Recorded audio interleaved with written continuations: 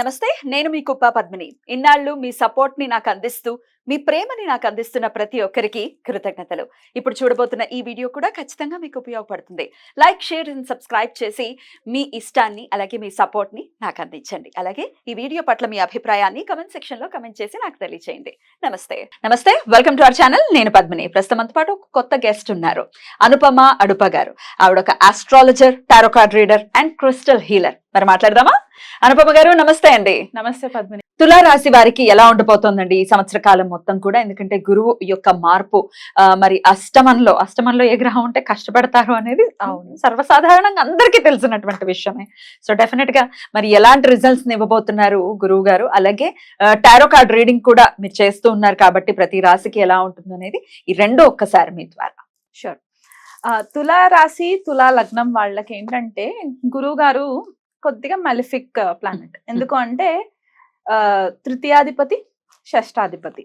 So ఈ రెండు కూడా ఉపచయ గ్రహాస్ కాబట్టి, హౌసెస్ కాబట్టి, షష్టాధిపతి అష్టమంలోకి వెళ్ళడం తులా రాశి వాళ్ళకి. 6th lord going in to the 8th house. So ఇప్పుడు 8th హౌస్ మీరు అన్నట్టు ఏ ప్లానెట్ అయినా సరే కొద్దిగా మనకి ఇబ్బందులు పెడుతూ ఉంటారు. సో ఇక్కడ గురువు గారు స్వతహాగా ఇబ్బంది పెట్టే గ్రహం కాదు. ఆయన ఎక్కడుంటే అక్కడ ఒక గంగాజలం లాంటి ఎనర్జీ ఉంటుంది కాబట్టి 8th హౌస్ ని కూడా మనం కొద్దిగా పాజిటివ్ గానే మాట్లాడుకుందాం. ప్యూరిఫై చేస్తారు. So this is a time వాళ్ళకి ఏంటి అంటే క్లెన్సింగ్ అన్నమాట. అది ఇంటర్నల్ గా ఫిజికల్ హెల్త్ ఇష్యూస్ ఏవైతే లాంగ్ లాస్టింగ్ నుంచి క్రోనిక్ హెల్త్ ఇష్యూస్ అని చెప్పుకుంటూ ఉంటాం. ఎందుకంటే 6th హౌస్ క్రోనిక్ అవుతుంది. సో 6th లార్డ్ వచ్చేసి 8th లోకి ట్రాన్సిట్ అవ్వడం అంటే chronic long term pending health issues ఏవైతే ఉన్నాయో మనకి కొన్నిసార్లు ఏమవుతుందంటే డాక్టర్స్ దగ్గరికి వెళ్ళినా కూడా కరెక్ట్ గా గైడెన్స్ దొరకక, కరెక్ట్ ఇన్వెస్టిగేషన్స్ అవ్వకుండా ఇబ్బంది పడి ఒకదానికి ఇంకొక దానికి ట్రీట్మెంట్ ఇవ్వడం జరగడము, వాళ్ళకి క్లూలెస్ అయిపోవడం అన్నమాట. సో ఇలాంటి సిచ్యువేషన్స్ లో ఉన్నప్పుడు ఏంటి అంటే వెలక్కి తీసే ఒక ఆపర్చునిటీ అన్నమాట తులారాశి వాళ్ళకి. ఇన్విజిబుల్ గా అంటే దాగి ఉండిపోయి, అంటే మూలల్లో ఉన్నటువంటి హెల్త్ ఇష్యూస్ ఏవైతే ఉన్నాయో అవి బయటికి రావడం అన్నమాట. డయాగ్నోస్ అవ్వడము, రైట్ గైడెన్స్ దొరకడము. ఏదైనా ఫర్ ఎగ్జాంపుల్ ఎవరైనా కానీ ట్యూమర్స్ కి సంబంధించి ఏదైనా ఇష్యూస్ ఇది వరకు నుంచి సఫర్ అవుతూ ఉంటే గనక అది బయటికి పడకుండా ఉండిపోయి ఉంటే గనక ఇప్పుడు గురువు గారి ఎనర్జీ వల్ల అష్టమంలో గురువు గారు ఉన్నప్పుడు ఏమవుతుందంటే బిగినింగ్ లో కొద్దిగా ఇబ్బంది పెడుతూ ఉంటారు. ఎందుకంటే ఆయన ఎనర్జీ ఆ 8th హౌస్ ఎనర్జీని హ్యాండిల్ చేయాలి. సో అక్కడికి ఎంటర్ అయినప్పుడు ఏమవుతుందంటే కొద్దిపాటికి ఇన్వెస్టిగేషన్స్ అవ్వడము, హెల్త్ కి సంబంధించి ఇన్వెస్టిగేషన్స్ అవ్వడం జరుగుతుంది. కాబట్టి క్లెన్సింగ్ చేసుకోవడానికి మంచి ఆపర్చునిటీ అన్నమాట ఇది. మెల్లిమెల్లిగా ప్రోగ్రెసివ్ గా అన్ని బయటికి వచ్చిన తర్వాత దాన్ని ఎట్లా రెజల్యూషన్ చేసుకోవాలి, ఎట్లా కట్ డౌన్ చేసుకోవాలి అనే ఒక గైడెన్స్ అన్నమాట.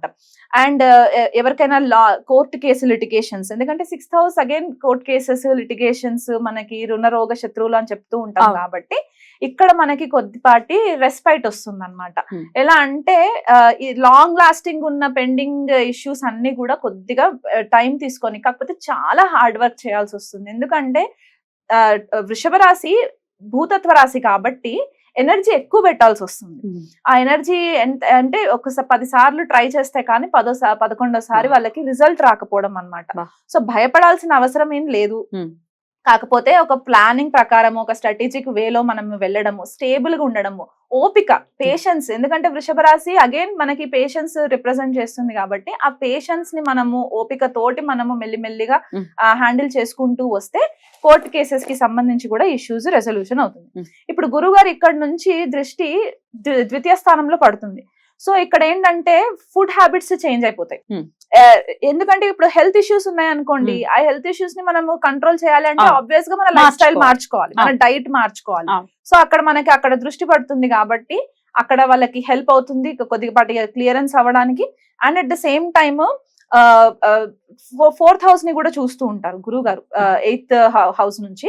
సో ఇక్కడ ల్యాండ్ కి సంబంధించి ఎవరైనా రియల్ ఎస్టేట్ కి సంబంధించిన వ్యాపారవేత్తలు ఎవరైనా ఉన్నా సరే వాళ్ళకి కూడా ఒక మూవ్మెంట్ రావడం అన్నమాట. ఆ మూవ్మెంట్ త్రూగా వాళ్ళు కొద్దిపాటిగా హ్యాండిల్ చేసుకోవడము.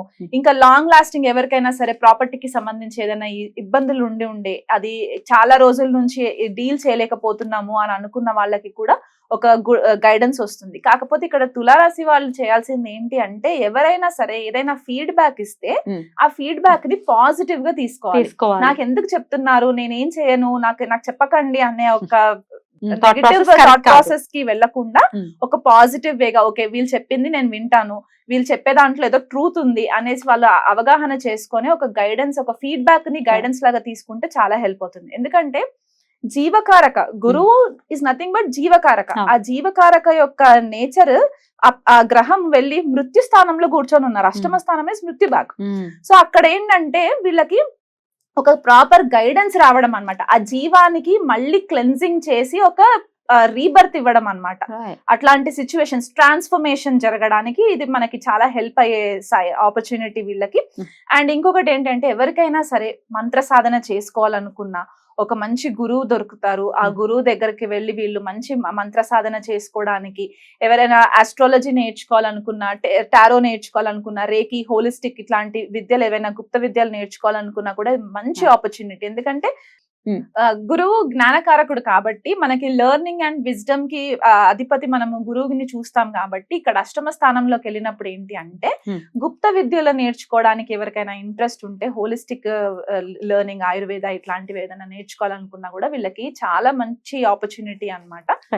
లిబ్రా వాళ్ళకి ఇది ఒక మంచి ఆపర్చునిటీ అని చెప్పుకోవచ్చు. ఫైనాన్షియల్ గా కూడా బానే ఉంటుంది వీళ్ళకి. ఫైనాన్షియల్ గా కొద్దిగా స్టార్టింగ్ లో కొద్దిగా స్ట్రగుల్ అవ్వాల్సిన పరిస్థితి ఉంటుంది. ఎందుకంటే షష్టాధిపతి అష్టమంలోకి వెళ్ళడం విపరీత రాజయోగ. ఇది యాక్చువల్ గా చెప్పాలంటే విపరీత రాజయోగ. కానీ విపరీత రాజయోగ ఎప్పుడు యాక్టివేట్ అవుతుంది అంటే, మనల్ని బాగా హార్డ్ వర్క్ చేయిస్తారనమాట. బాగా నలిపేసి కుదిపేసిన తర్వాత మనకి ఎండ్ రిజల్ట్ సక్సెస్ఫుల్ గా ఇస్తుంది. సో స్టార్టింగ్ లో కొద్దిపాటి డిస్టర్బెన్సెస్ ఉన్నా కూడా ఈవెన్చువల్ గా వీళ్ళకి ఒక విపరీత రాజయోగ అంటే ఒక రాజయోగం లాంటిది యాక్టివేట్ అవ్వడం అనమాట. It's going to take time, but eventually they'll get there. Beautiful. మరొకసారి టారో కార్డ్ రీడింగ్ కూడా చూద్దాము. మే, జూన్, జూలై ఈ 3 months కి సంబంధించి తులా రాశి వారికి టారో కార్డ్ ఏం చెప్తుంది, టారో ఏం చెప్తుందో ఒకసారి చూద్దాం. షూర్ అండి.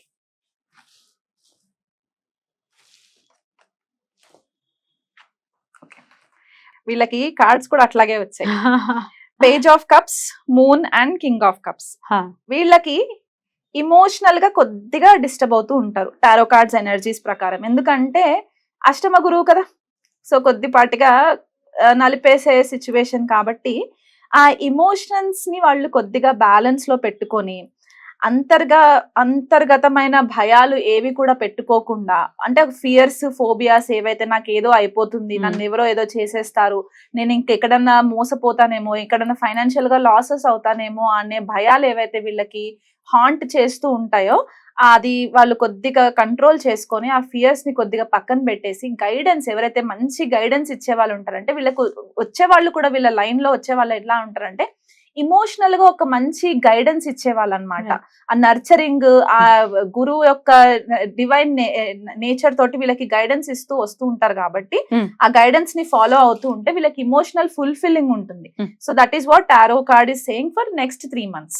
Right, beautiful. చాలా అద్భుతంగా తెలియజేశారు. మరి వీళ్ళు చేసుకోవాల్సినటువంటి పరిహారాలు కూడా ఒకసారి చెప్పండి. వీళ్ళు చేసుకోవాల్సిన పరిహారాలు కొద్దిగా ఎక్కువ ఉంటాయండి. ఎందుకంటే అష్టమాధిపతి అష్టమంలో ట్రాన్సిట్ కాబట్టి వీళ్ళు రెగ్యులర్ గా వీలు కుదిరితే ఎవ్రీడే టెంపుల్, నవగ్రహ టెంపుల్ కి వెళ్ళాలి, నవగ్రహ శాంతి ఇలాంటివి చేయించుకోవాలి. ఎందుకంటే కొద్దిగా సాటర్న్ కూడా అంత ఫేవరబుల్ గా లేరు, మళ్ళీ గురువు రెట్రో అవుతూ ఉంటారు, కొద్దిపాటిగా హెల్త్ ఇష్యూస్ కూడా ఉన్నాయి, కేతు కూడా సపోర్టివ్ గా లేదు. కాబట్టి వీళ్ళకి ఏంటంటే బేసికల్ గా ఎవ్రీడే నవగ్రహ టెంపుల్ కి వెళ్ళి గురువుకి అక్కడ ఆవు నెయ్యి దీపం పెట్టేసేసి దత్తపారాయణం చేసుకోవడము, అనగాదేవి దత్త స్తోత్రం చేసుకోవడము, ఫుడ్ హ్యాబిట్స్ లో చేంజెస్ తీసుకురావడము, నమ్మి ఎవరిని మోసపోకుండా ఉండడానికి నమ్మి ఎవరి చేతులు డబ్బు పెట్టకపోవడము, ఇట్లాంటివి చేసుకోవాలి. గైడెన్స్ రావాలి అని చెప్పేసి వీళ్ళు ఇంట్లో కూడా ఎవ్రీడే ఆవునైతో దీపం పెట్టుకోవడము, సాయిబాబా ఫాలోవర్స్ అయితే గనక సాయి సచ్చరిత్ర వినడము, చదవడము, ఇక్కడ చిన్న పిల్లలకి సంబంధించి ఏదైనా ఆర్ఫనేజెస్ లో వాళ్ళు కాస్త ఫుడ్ వండి పెట్టి వీళ్ళ చేతే వండి పెట్టి అక్కడ తీసుకెళ్లి వాళ్ళకి పెట్టడము, ఇలాంటి చారిటీ వర్క్స్ చేస్తే కూడా వీళ్ళకి చాలా రిలీఫ్ ఉంటుంది. రైట్, అలా ఉండాలి రిలీఫ్. చాలా పీస్ఫుల్ గానే తులారాశి వాళ్ళకి ఇయర్ వెళ్ళాలని మనస్ఫూర్తిగా కోరుకుంటూ చాలా చక్కటి ప్రొడిక్షన్స్ ని తెలియజేశారు. ఇక నెక్స్ట్ వృశ్చిక రాశి గురించి తెలుసుకుందాం. నమస్కారం అండి. నమస్తే అండి.